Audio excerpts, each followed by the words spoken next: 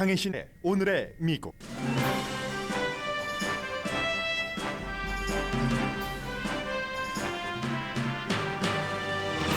텍사스 유벨드 사건 용의자는 경찰이 밖에서 머무르거리는 약 1시간 동안 교실 안에 머물렀던 것으로 드러났습니다. 부모들이 내 자식 살리라고 소리쳤어도 소용없었습니다. 문제는 총입니다. 미국에서는 이제 어린이들이 교통사고로 숨질 확률보다 총에 맞아 숨질 확률이 높을 정도의 거의 4억 정의 총이 있습니다. 세계에서 유일하게 총이 사람보다 많은 국가가 미국입니다. 이번 사건으로 총기 규제를 말하는데 정치인들이 하도 꼬아서 말하기 때문에 일반인들이 사태를 파악하는 데 혼돈됩니다. 총기 규제는 모든 총을 없애자는 게 아니라 총의 종류, 나이 등을 제한하자는 겁니다.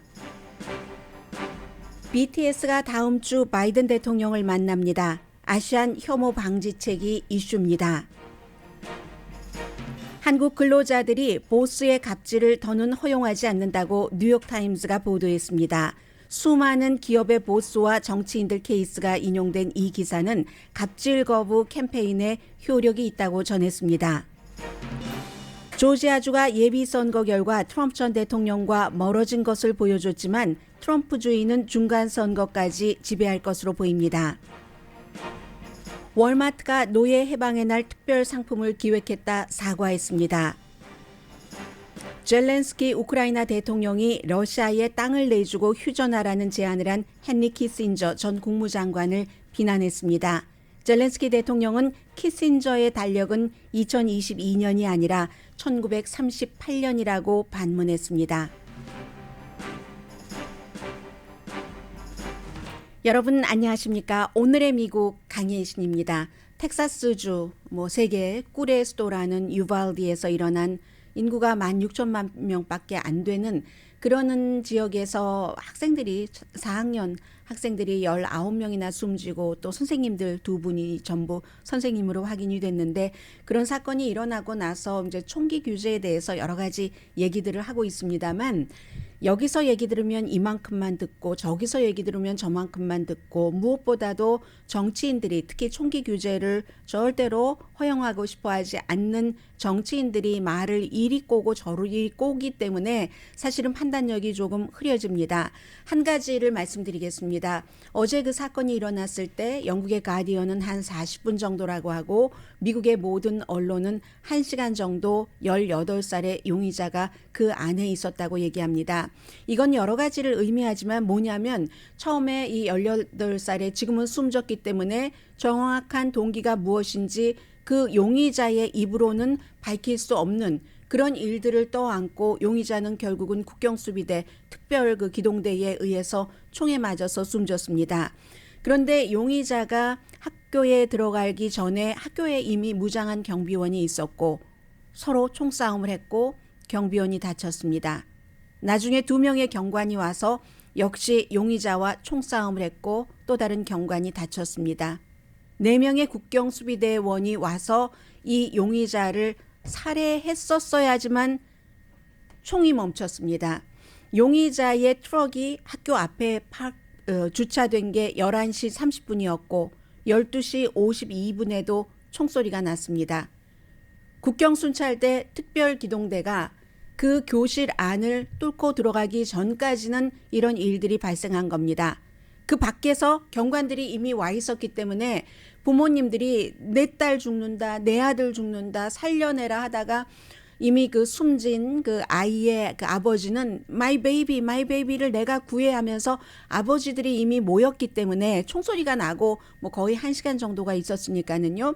그래서 아버지들이 우리가 들어가겠다. 경관 당신들이 들어가지 않으면 우리가 들어간다고 하고 경찰의 제지로 못 들어갔죠. 당연히. 왜 그렇겠습니까? 용의자가 그 안에서 어떠한 무장을 하고 있는지 상태를 알 수 없었고 결국은 이 국경수비대가 와서도 문을 부수려고 했는데 그것이 되지 않았고 이 경찰들이 오고 나서부터는 용의자가 문을 안으로 걸어 잠궜기 때문에 어린 아이들과 함께 그 안에 들어있으면서 4학년 교실에 있으면서 그랬기 때문에 누군가 스텝이 열쇠를 가지고 와서 그 문을 열었어야지만 된다는 겁니다.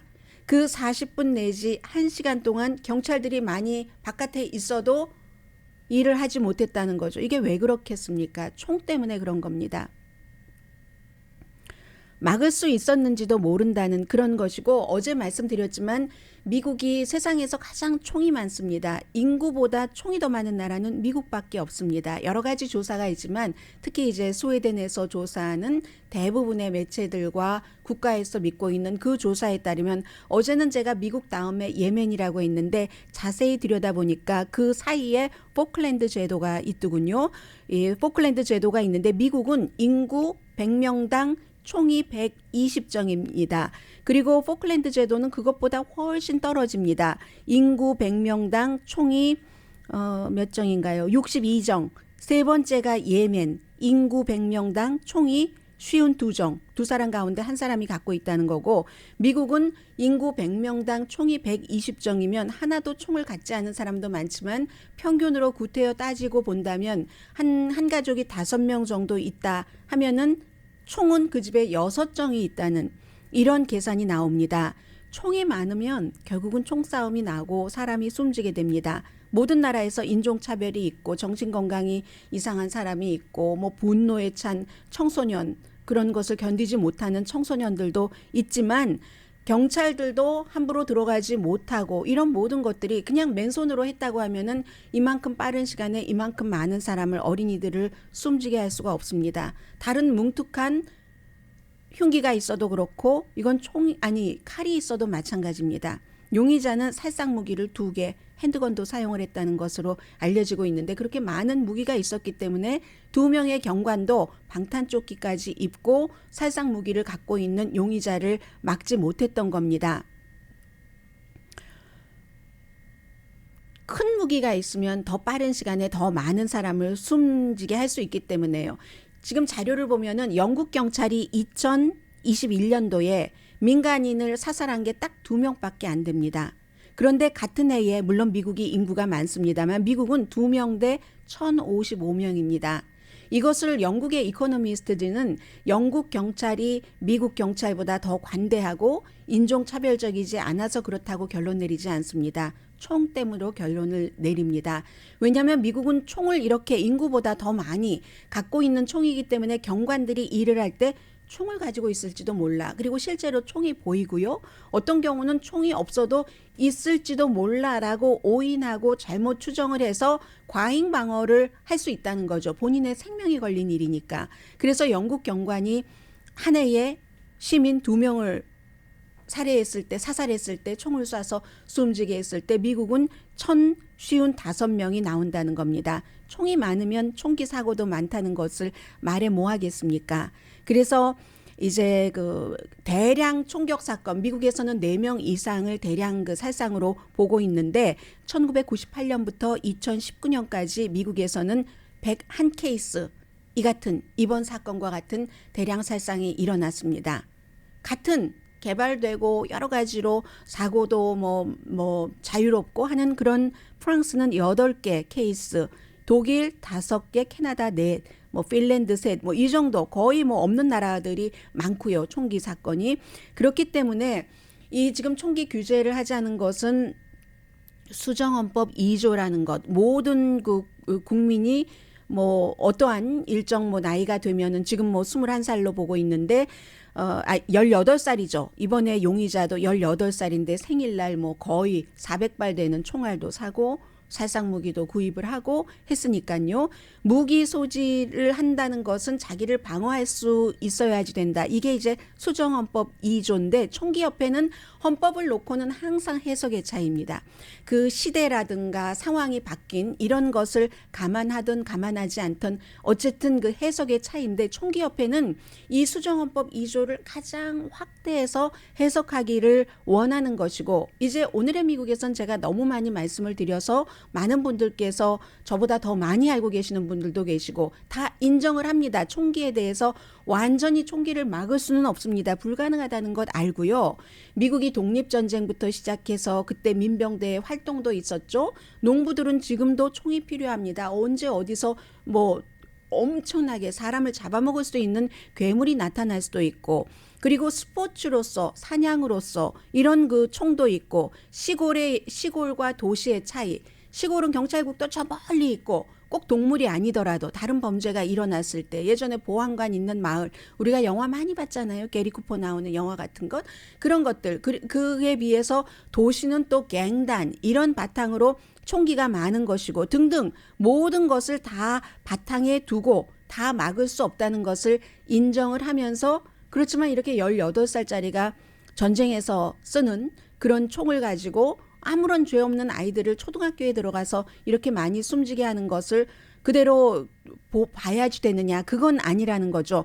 총을 어떻게든 총을 갖는데 어렵게 하는 규제를 만들어야지 된다는 겁니다. 그 어렵게 한다는 것은 기간도 있고요. 이 기간 동안에 신원조회를 하고 뭐 정신건강, 뭐 가정폭력 같은 것이 있었는가, 그리고 총기도 살상무기 같은 것을 왜 일반인에게 판매하는 거죠. 사냥을 할 때도 무엇을 할 때도 살상무기는 필요하지 않으니까. 또 나이, 지금까지 이번에 사건, 또 열하루 전에 버팔로에서의 총격 사건, 캘리포니아, 뭐 컬럼바인 하이스쿨, 플로리다의 파클랜드 하이스쿨, 여기서 총격 사건을 일으킨 범인이 이 같은 살상 무기를 가지고 많은 사람을 숨지게 했는데 전부 21살 아래입니다.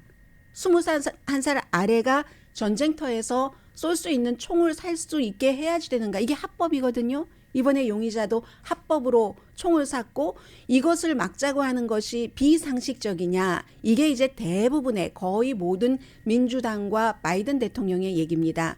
민주당 가운데서도 물론 총기 규제하면 안 돼 하는 사람이 있습니다. 지금 펜실베니아의 부지사로서 이번에 민주당 연방 상원 의원회에서 예비선거에서 당선된 후보 같은 경우가 민주당인데 평생 다른 이슈 다 엄청 진보인데 총 차고 다니잖아요. 다른 사람에게 총을 쏜 적도 있습니다.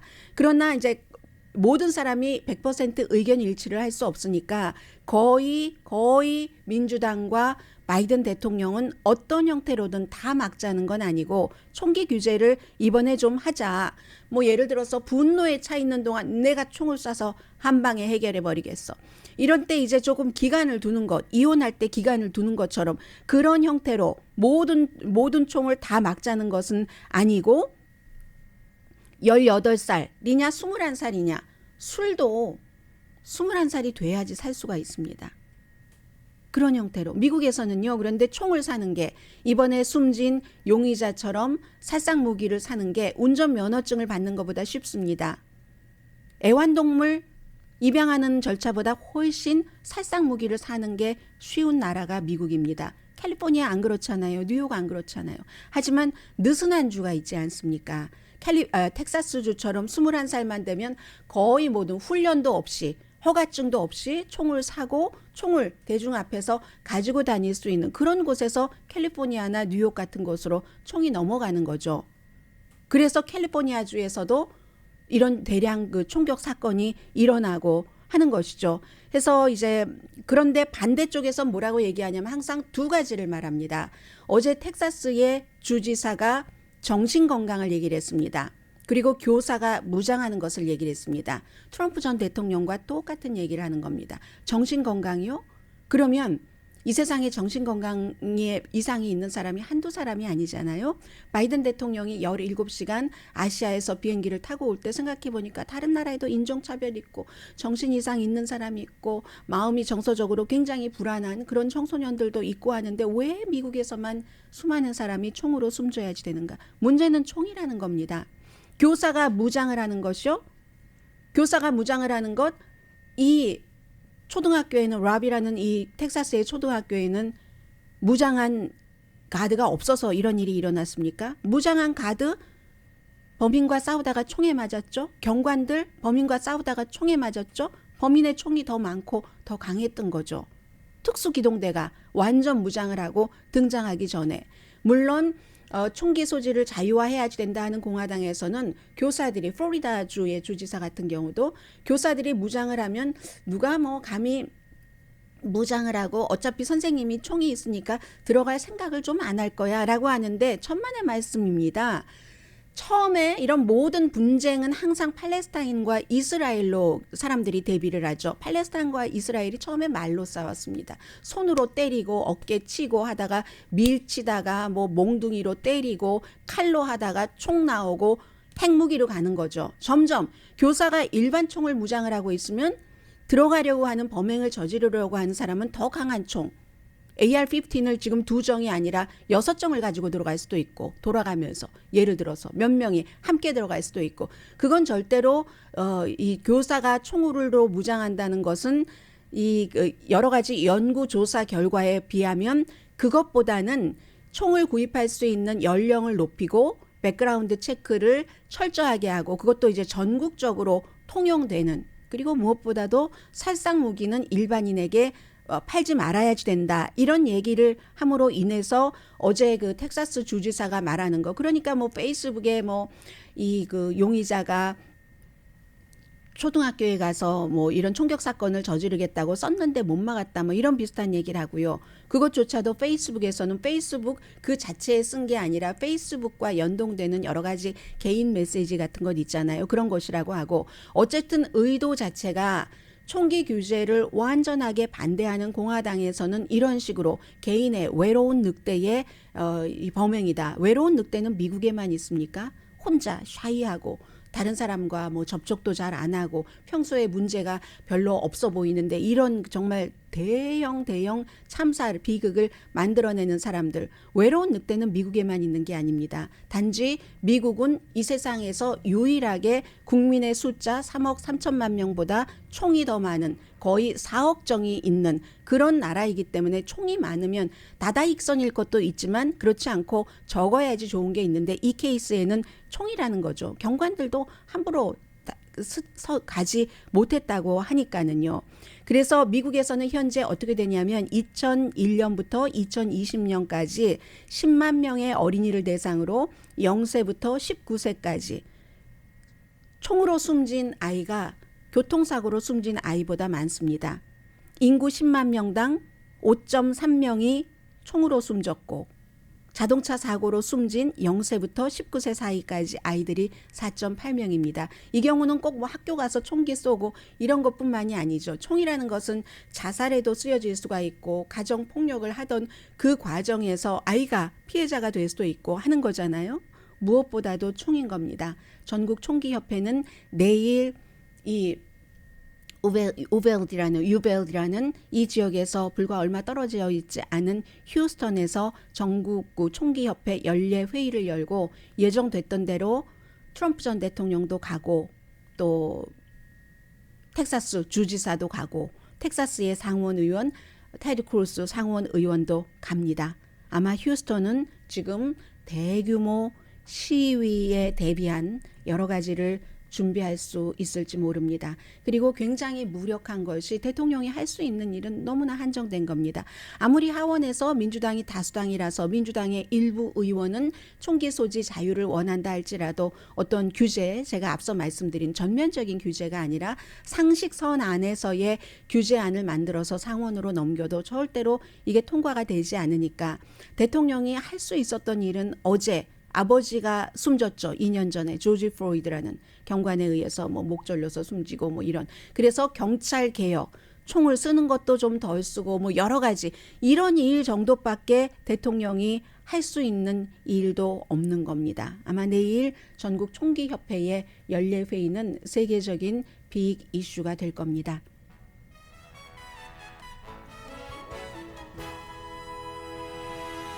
잠시 뒤에 오늘 미국에서 보도하는 한국 관련 뉴스를 전해드리겠습니다. 키워드는 두 개로 하나는 방탄소년단 BTS 또 하나는 갑질. 이 갑질에 대한 오늘 그 뉴욕타임스의 보도는요. 한국의 갑질 문화를 과거부터 쭉 지금까지 볼 수 있게 했고 그것이 꼭 그 회사에서 보스와 상명하복에 있는 이런 사람들뿐만이 아니라 이게 어떠한 형태로 그 변천을 거쳤는가까지 볼 수 있는 거거든요. 저는 이 뉴스를 왜 택했느냐면 단순히 지금 한국의 상황이다 하면 뉴스도 많은데 택하지 않았을지도 모릅니다. 다만 지금 미국에서 살고 있는 미국 직장에서 근무하고 계시는 분들도 오늘의 미국을 들으실 테고 미국에 있는 한국인들이 거의 직원인 곳에서 일하는 분들도 듣고 계실 겁니다. 비교 좀 해봐도 되겠네 하는 뜻에서 선택을 했습니다. 잠시 뒤에 뵙겠습니다. 라디오 서울 방송 오늘의 미국 듣고 계십니다. 먼저 간단한 뉴스부터 전해드리겠습니다. 다음 주 5월 31일이 5월 초에 여러분들께 말씀드렸습니다. 5월이 아시안 퍼시픽 아일랜드 문화유산의 달, 아시안 그 퍼시픽계 미국인의 유산의 달 해서 뭐 여러 가지 그동안 뭐 기여한 것 이런 것들도 뭐 하고 이벤트가 쭉 이어졌습니다. 그 마지막 날인 5월 31일 다음 주 화요일이네요. 바이든 대통령이 BTS 방탄소년단을 만납니다. 오늘 백악관이 발표를 했는데 그런데 이제 보통 미국에서 이제 대통령이 미국의 누군가를 만난다 할지라도 뭐 예를 들어서 스포츠 선수들하면 큰 경기에서 이긴 선수들을 백악관에 초대한다던가 그런 형태잖아요. 그런데 이번에는 이슈 때문에 BTS 방탄소년단을 만나는 겁니다.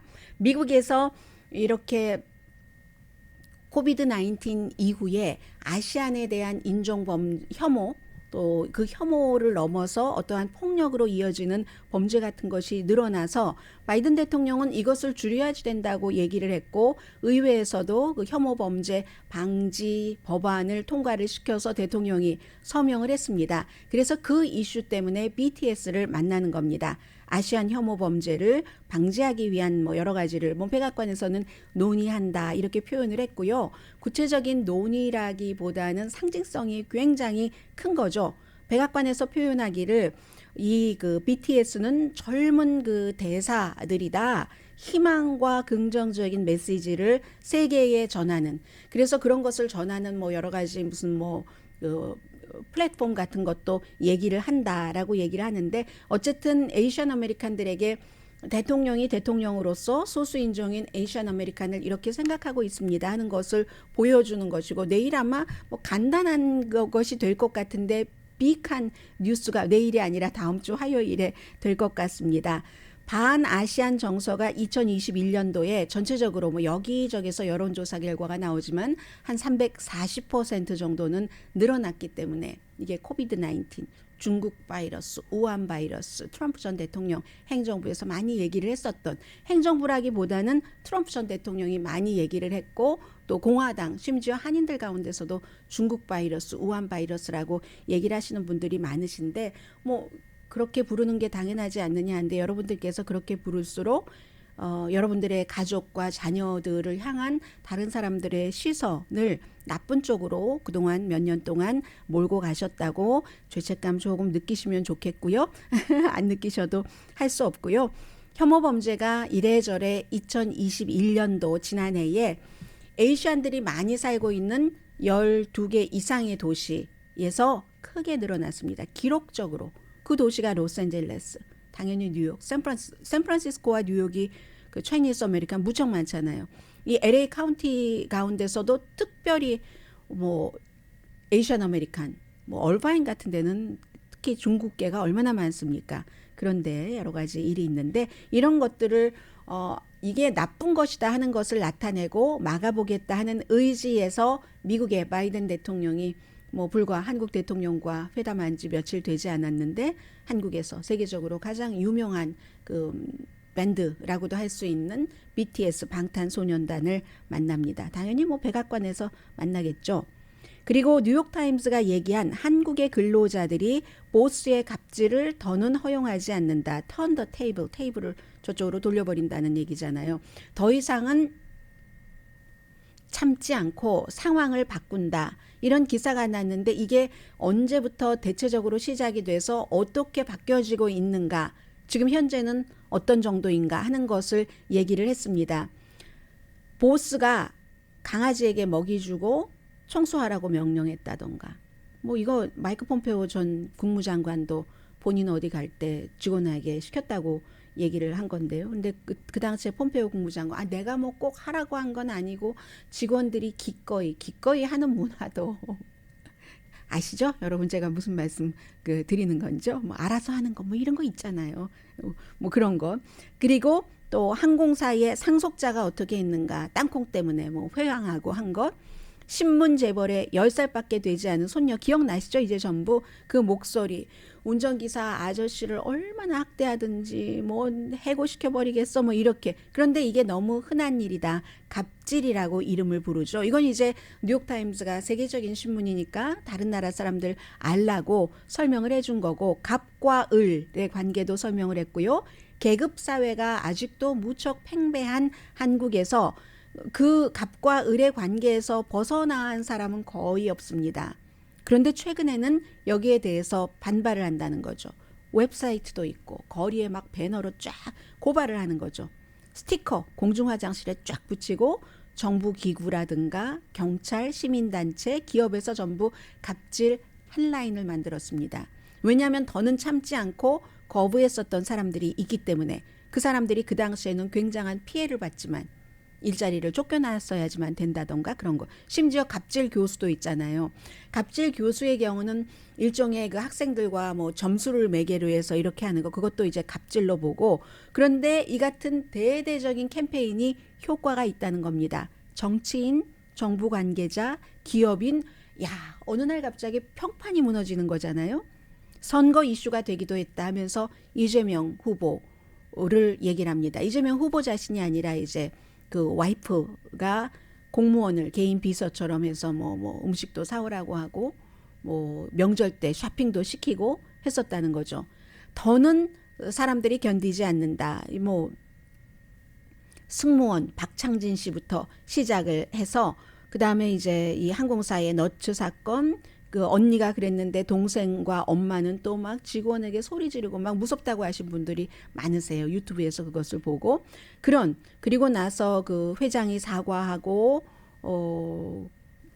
갑질의 전형인 딸들은 사라지고 그 회장도 이제 뭐 우리가 만날 수 없는 분이 됐고, 이런 형태 시민 단체인 갑질 911이 아니라 119가 있는데 여기에 이제 대표와도 막 인터뷰를 하고 했거든요. 사람들이 이 회사의 CEO라 할지라도 모든 상황에서 나보다 그 보스, 갑이라고 부르는 위치에 있는 사람들에게 굉장한 더 높은 표준을 요구를 한다는 겁니다.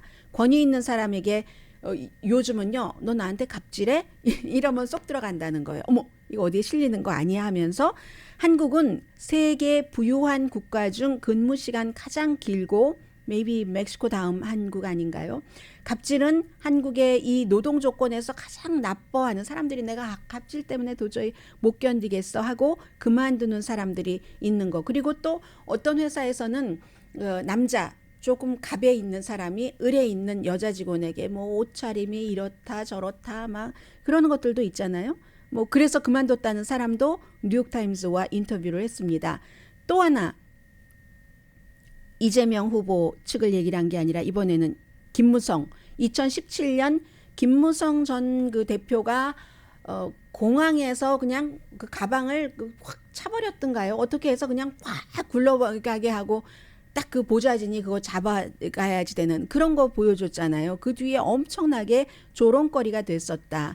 일부에서는 군사 독재 시대의 그 상명하복 그런 것이 이러한 것을 만들어냈다고 얘기를 한다는 거죠. 강준만 교수가 인터뷰를 했는데요. 국민들이 어떻게 보면은 계급주의에 중독됐다. 그걸 반영하는 게 어찌 보면 기본 문법과 같은 것, 사회에서 뿌리 깊은 아주 창피하고 불쾌한 그런 일이라고 설명을 했는데, 그런데 한국이라는 나라가 어떤 나라인가? 뉴욕타임스는 한국의 그 변화하는 모습을 보여주고 있습니다. 그리고 더 변화하라는 애정인지도 모르겠습니다. 이 기사를 쓴 사람이 그 코리안 아메리칸이니까요. 최상훈 특파원이니까요. 그 지국장이죠, 서울에. 민주주의를 향한 이 나라의 행진이 결국은 그 갑질이 시작됐다고도 얘기하는 독재자도 추방했고 대통령은 탄핵을 했고 군부 정권에 맞서서 그랬고 그렇게 했고 아주 민주자유주의적인 선거를 하기 위해서 얼마나 시위를 했는가. 그런 나라가 한국이다. 이제 그것을 그 정치적으로 어느 정도 이루어놨고 최근에 이 추세는 갑질, 내부 고발, 이런 그 경향이라는 거죠. 내부 고발을 왜 하냐면 사법제도 자체에도 사람들이 굉장한 불신이 있다는 겁니다. 기업의 엘리트들을 처벌하지 않았으니까. 어떤 경우 어떠한 아주 애매모호한 시기에 약간 처벌 당했다가 나중에 다 뭐 사면되고 하잖아요. 그런 것. 2007년도에 한화합 회장 김승현 씨 노동자를 폭행해서 잠시 수감됐었고, 2010년 SK 그 최철원 회장도 알루미늄 그 야구 방망이였죠. 이 누군가를 이렇게 노동조합에서 일하는 사람을 때렸잖아요. 그렇지만 집행유예였습니다. 2017년도에 종군당 이장한 회장 뭐 그 오디오 나온 거 운전기사에게 막 욕질을 하는데, 뭐 예를 들어서 좋게 말하면 너의 아버지가 너를 왜 그렇게밖에 못 키웠느냐 하는 말을 가장 최악의 상태로 표현한 것. 2018년도에는 온라인 파일 그 공유업체인 그 양진호 대표가 직원을 무차별하게 구타하는 영상 같은 것도 나오고, 그래서 사람들이 더는 못 참겠다. 이 양진호 씨는 뭐 폭력 등 여러 혐의로 수감됐고, 그리고 이제 종군당의 이장한 회장은 기자회견에서 뭐 사과하고 인사하고 하는 정도였었잖아요. 그래서 이 갑질 문화에 대해서 이만큼 더는 못 참아 하고 왔는데도 갈 길이 멀다는 겁니다. 민주주의의 그 선거에 있어서 지도자에 대한 어떤 불만을 표출하고 그것을 고치는 것까지는 어느 정도 이뤄냈는데, 그 다음이 이제 이 사회적인 갑질 문화라는 겁니다. 직장 내 괴롭힘에 대한 법률이 2019년도부터 발효가 됐지만, 그런데 그 위반자에 대한 징계가 뭐 최대 $8,000 미국식으로 하자면 그 정도의 벌금 낸다고 하고요. 그런데 이제 지난해에 이 갑질 119에 사람들이 이제 신고하고 한 것을 보면 직장에서 29%가 나 학대받았다 하고 보고를 했다는 거잖아요. 그런데도 아직도 한국에서는 이 문제가, 인권 변호사 윤지영 씨가 인터뷰를 했는데 그건 회사 안에서 해결할 일이지 하면서, 회사 안에서도 뭐 예를 들어 이것을 내부 고발자 형태로 외부로 가져가는 사람들 있잖아요. 그런 사람에 대한 적대감이 무척 크다는 겁니다. 그랬더니 이제 이 갑질 911 관계자가 군사 독재를 끝내고 대통령까지 탄핵한 국가 국민인데 여전히 직장 문화를 우리는 아직까지 바꾸지 못하고 있다. 이런 얘기 오늘 뉴욕타임즈에 실렸습니다. 잠시 뒤에 이제 엊그제 있었던 뭐 예비선거에서 중요한 문제도 조금 한번 어제 이 총기 사건 때문에 전달해 드리지 못해서, 어떤 때는 나와 상관이 없는 것 같은 그런 선거 결과라도 미국에 살고 있는 이상, 그리고 또 미국에 관심이 있는 해외에 살고 계시는 분들이라면 맥을 딱딱 짚어둬야지 되는 게 있잖아요. 그래야지 그 위에 뭐 반석처럼 세워져서 하나하나 켜켜이 쌓아가기 때문에 그런 것. 제가 오늘의 미국을 방송할 때 어떤 것을 신경 쓰냐면요. 어떤 때는 현실과 그 뉴스에 많은 그 괴리가 있다고도 생각할 수 있기 때문에 이 현실에서 이게 중요해라고 생각할 수도 있지만, 어떤 때는 해결 안 되는 문제, 돈의 문제, 현실의 문제는 저희 라디오 서울 방송에서 언론 매체에서 해결이 될 수 있는 게 아니잖아요. 그러나 지금 나오고 있는 뭐 뉴스에 대해서 이 사람 이 말하고 저 사람 저 말하는데 뭔지 모르겠어. 그런 게 다 스트레스로 쌓이잖아요. 해결할 수 있는 것이라도 해결하자. 이런 의미에서입니다. 잠시 뒤에 그 Juneteenth Day에 관련된 것까지 전해드립니다.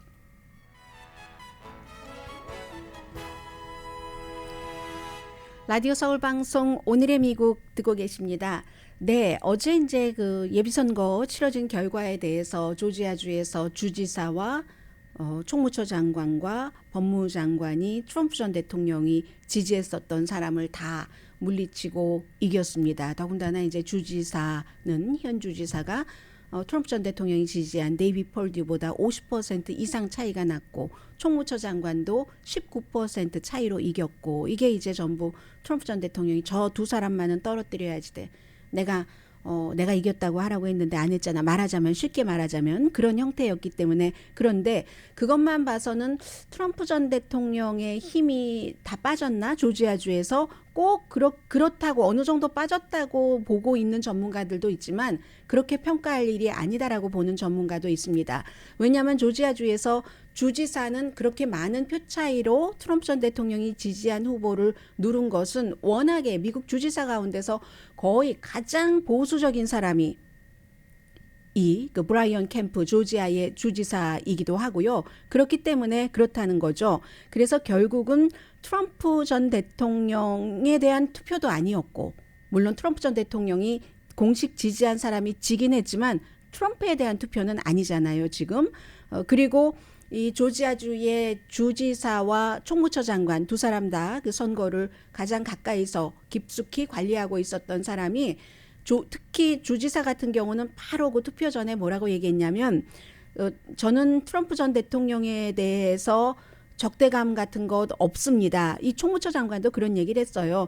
내가 트럼프 전 대통령에게 화가 난 게 아니라 주지사의 말입니다. 트럼프 전 대통령이 나한테 화난 것 같아요. 라고 얘기를 했거든요. 그리고 지금 미국의 그 예비선거는 지금부터 3월에 시작을 했고 9월 달까지 갑니다. 로스앤젤레스를 포함한 캘리포니아주는 다음 주네요. 6월 7일 다음 주 화요일이고 그렇기 때문에 지금까지 나온 결과는 트럼프 전 대통령이 지지한 후보가 이긴 것도 있고 진 것도 있는데 정말로 중요한 그 선거에서 조지아주에서는 졌지만 그럼에도 불구하고 이 조지아주의 주지사와 총무처 장관이 하는 얘기를 보면은 엊그제 월스트리트저널의 패기 누난이라는 컬럼니스트가 한 말이 다시 그대로 반복이 되는 겁니다.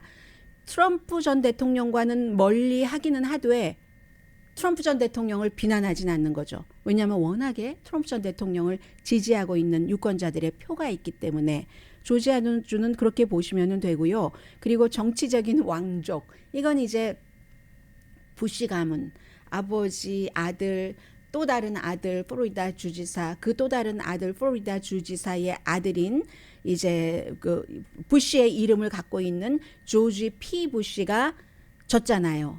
이 그 트럼프 전 대통령이 지지한 이 법무장관에게 그 사람 지금 재판 중이거든요. 여러 가지 뭐 부정부패 혐의 등으로. 그런데도 이겼습니다. 그러니까 이건 부시 가문의 정치적인 이것은 이번에 굉장한 실패를 한 거고 총기 규제의 챔피언이라고 할 수 있는 조지아주의 민주당 루시 맥베스 하원 의원은 이겼습니다. 이게 이제 막 투표 이렇게 점검하다가 어제 이 총격 사건에 관한 얘기 나오고 하고 불과 얼마 지나지 않아서 이긴 것이 있고 그래서 총기는 그런데 낙태에 대해서는 민주당끼리의 선거에서요. 그 텍사스의 하원 선거에서 좀 온건한 민주당인데 이 낙태에는 반대하고 굉장히 진보적인 민주당 아직도 여기선 누가 됐는지 모르거든요. 낙태에 반대하는 지역 정서도 그렇고 그 라틴계가 많이 살고 있고 그런 그 현직 의원과 진보적인 도전자 낙태에 반대한다고 해서 지역 정서에 맞는다고 해서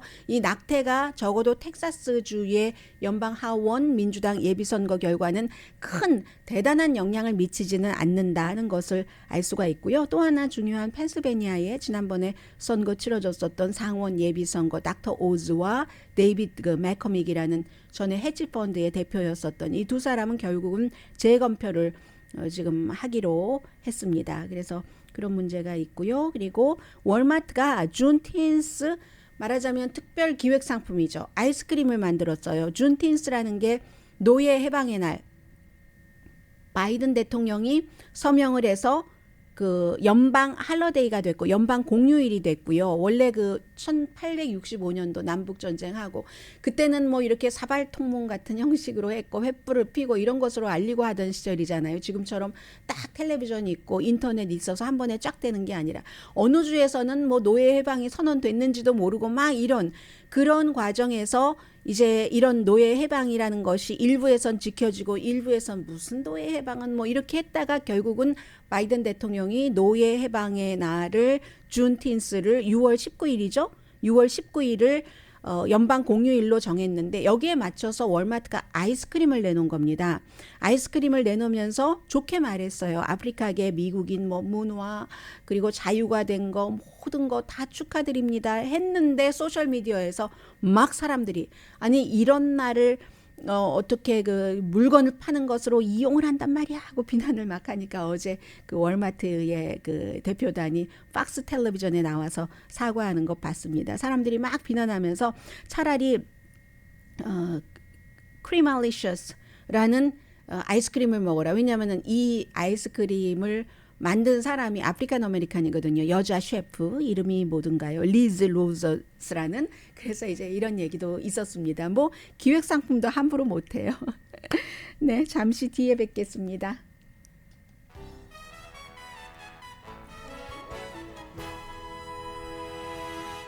라디오 서울 방송 오늘의 미국 듣고 계십니다. 네, 젤렌스키 대통령이 많이 이제 요즘 줌을 많이 쓰시니까요. 줌인 됐던 적이 있는데 줌 아웃 되고 있는 것은 사실입니다. 그렇다고 우크라이나 전쟁이 끝난 것은 아니지만 며칠 전에 헨리 키신저가 우크라이나가 러시아의 땅을 좀 양보하더라도 양보를 하는 형태로 휴전 협상을 해야지 된다 하는 형태의 발언을 스위스 다보스 경제 포럼에서 했습니다. 젤렌스키가 이렇게 답을 하고 있네요. 헨리 키신저 그분은 키신저의 달력은 2022년이 아니라 1938년이군요. 뭐 나치 독일이 체코슬라바키아를 합병한 그것을 얘기를 하는 거죠. 그러니까 뭐 뮌헨 협정 같은 것을 얘기를 한 것 같습니다.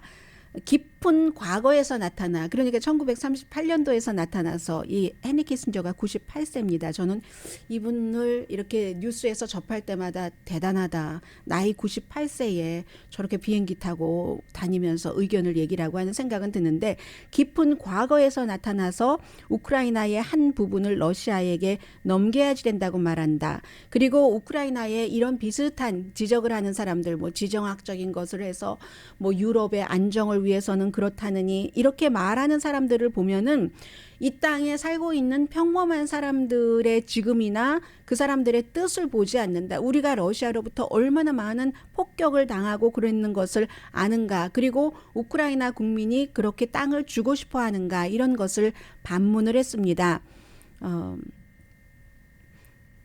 독재자와 만남 더 이상 서두르지 않겠다 하면서 러시아가 무엇을 하든지 항상 러시아 편에서 생각을 해야지 된다. 러시아를 이해를 해야지 되고 러시아의 국익도 고려를 해야지 된다.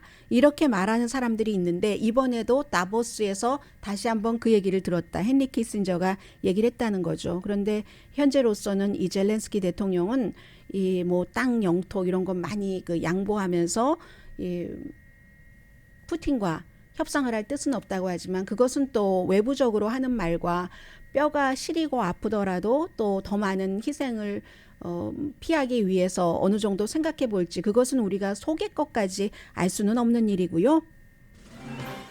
늘 말씀 안 드리지만 오늘의 미국을 많이 후원을 해주시고 채찍도 해주시고 불만도 해주시고 남이 불만할 때 막아주시기도 하는 여러분께 감사드립니다. 강희신이었습니다.